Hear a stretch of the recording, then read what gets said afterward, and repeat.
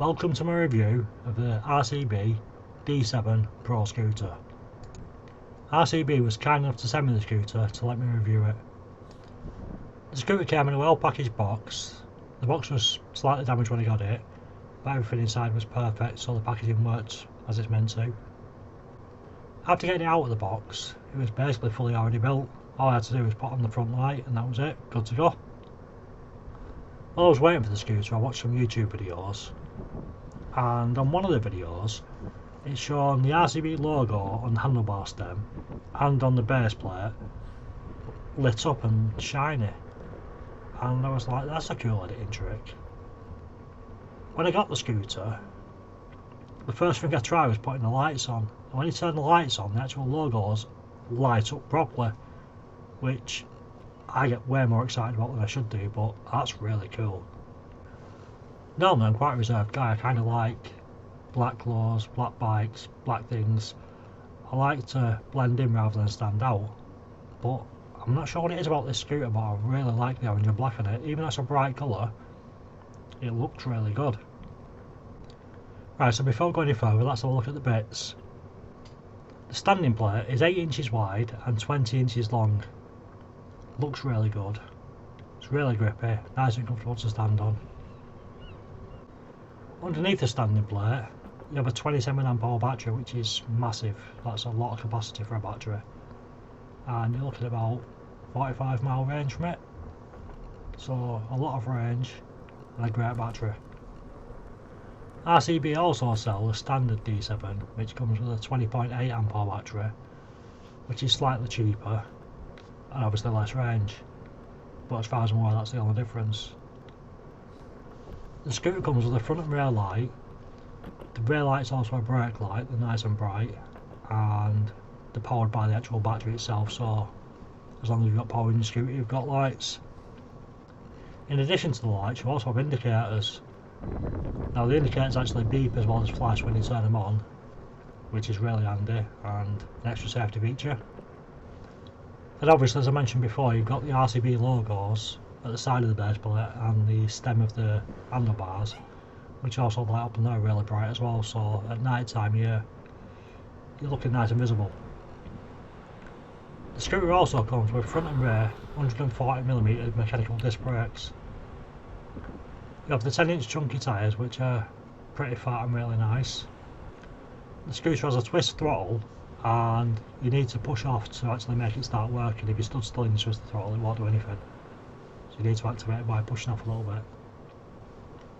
You have a nice big display, very bright, very visible, and connects to an app on Bluetooth, so that's pretty handy.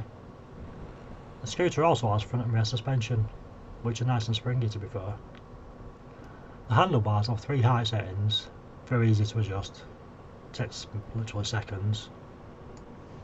You also have a big orange tap on the front of the scooter, which you unscrew and then you can fold your handlebars flat. In addition, the actual handlebars themselves fold inwards, so when you actually fold it flat, it's so compact, it's really good for storing in your flat or in a small space. So what's the scooter actually like? In honesty, it's a really comfortable ride. The ground clearance is really good, and the ride position is good. The scooter's locked to 15.5 mile an hour, which I have zero issues with. That's what e-bikes can do anyway, so 15.5 mile an hour is fine for me. When RCB sent me the scooter, they also sent the terms and conditions, and most companies do that. And it's nothing major, it's just little things like they want to be able to use the videos and they want some content for sending the scooter and stuff like that. One of the RCB terms was that they don't want me to publish any videos or any content related to unlocking the scooter, so I didn't ask them how to unlock it. I don't know how to unlock it, I've not tried it, I won't be trying it, and I won't be making any videos on that because I agree to them terms and I don't see a problem with it. They just want to keep their brand legal. Riding the scooter is really quiet. There's no banging, no clunking, no odd noises coming from anywhere. You can hear the tyres on the ground, and beyond that it's a really quiet, smooth ride. The suspension on it's really nice. It's very springy, really comfortable, if you jump off a curb, it's got you, there's no impact, it's really good. The weird thing is, if you jump off a curb, it's really comfortable and it's got you. But if you ride across the knobbly bits on the pavement, you feel that because it's not strong enough to actually make the suspension do anything. And I don't think it's the suspension as well, I think it's more the actual solid tyres. This isn't a problem specific to this scooter, it's the scooters I've tried in the past as well. I think it's because of the solid tyres, to be honest. But it's not really that big a deal. I think overall it's a really good looking scooter. I love the colours, I love the base plate design, I love the light up logos. It's really well built, the suspension's great. Again, it's really quiet. The scooter has plenty of power. It did the hill test by itself without me helping it, which some bikes struggle on that hill. So, decent amount of power, really nice scooter. What don't I like about the scooter? This is actually really hard to answer, if I'm honest, because I don't know if I don't like it or not. It's not as simple as that. What I don't like is the folding mechanism. What I mean by that is when you fold it down, it doesn't lock down. So you can lift it back up without any effort, move it left and right, so it slips about a bit. Now the issue with that is because it doesn't lock down, you can't lift the scooter by the handlebars, so you have to lift it from underneath the scooter, which is quite awkward. So carrying it isn't the best. The flip side of that is I do actually have another scooter which folds down and locks down, different design, but I do believe a lot of the clanking comes from that mechanism that actually locks it upright and down. So you're losing the ability to carry it by the handlebars, but you're gaining the quiet ride, and I think I'd prefer the quiet ride if I'm honest. So I can't really say I don't like that, because I prefer it's the alternative. There must be a balance in between somewhere, but I'd choose this side rather than the clanky side because it's quite irritating when you're riding the scooter and it's clanking.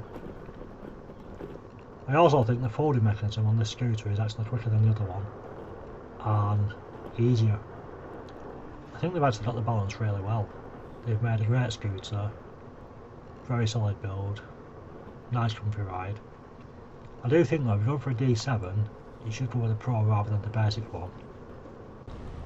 Also, if you use my code, NEG20 off, you get £20 off any of the scooters, so saving money is always good. I'd personally go with a Pro because of that battery. The 27mAh is a really nice size battery, gets you a lot of range. And with a scooter it's 6 to 8 hours to recharge it, and you can't replace it on the fly, so when you've run out, you've run out. So I'd rather have more range and pay the bit extra if I was you. In honesty as well, the scooter handles most terrains really easily. It does struggle on thick sand, but even the e-bikes do that. And the issue is because of small tyres you can't really get across the thick sand. But gravel, grass, dirt trails, you're not going to have any issue on it. Hills, it's going to get you pretty much anywhere you want to go. So, a really good scooter to be honest. So yeah, to be honest, I've really enjoyed this scooter, really enjoyed riding it, using it. Great scooter, highly recommend. So yeah, go treat yourself. Get yourself an RCB D7 PRO. I think you'll enjoy it. So, if you made it this far again, thank you for watching. If you like the content I'm making, please like, share, subscribe, it really does help. If you've got any questions or comments, pop them in the comments and I'll get back to you. I also have a members option now, which feel free to join. You just basically get a little members badge at the side of your name when you comment and stuff. Again, the longer you've been a member, the better the badge. I have a black one, a gold one, a silver one and a bronze one, depending on how long you've been a member. There's no obligation to join, I'll still answer your questions just the same whether you got a members badge or not. So, thank you for watching, and I'll see you in the next video.